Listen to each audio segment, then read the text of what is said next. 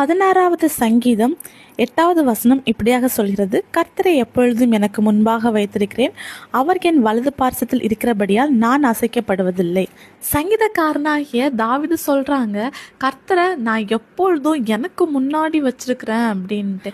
அது மட்டும் இல்லை, ஏசப்பா என்னோட வலது பக்கத்தில் நிற்கிறாங்க, எனக்கு துணையாக இருக்கிறாங்க. அதனால எந்த பிரச்சனை வந்தாலும், எந்த போராட்டம் வந்தாலும், எந்த வேதனையான காரியங்கள் வந்தாலும் அது என்ன அசைக்காதுன்னு சொல்லிட்டு நம்பிக்கையோடு சொல்றாங்க. நம்மள எத்தனை பேருக்கு இப்படி சொல்ல முடியும்? சில நேரங்களில் சில பிரச்சனைகள், போராட்டங்கள், வேதனையான காரியங்கள் நம்ம வாழ்க்கையில நடக்கும்போது நம்ம அழுறோம், புலம்புறோம், அப்படியே மனம் உடைந்து போறோம். ஆனா சங்கீதக்காரனாகிய தாவீது ஆண்டவரை தனக்கு முன்னாடி வச்சிருக்கிறாரு. அப்படின்னா என்னன்னு பார்க்கும்போது, அவர் ஒரு சின்ன யுத்தத்துக்கு போனா கூட ஏசப்பா கிட்ட கேட்டுட்டு தான் போவாரு. என்ன காரியம் செஞ்சாலும் ஆண்டவர்கிட்ட கேட்டு தான் செய்வாரு. அது மட்டும் இல்லை, சில நேரங்களில் சில பிரச்சனைகள், போராட்டங்கள் தாவீது அவங்களுடைய வாழ்க்கையிலையும் வந்துச்சு.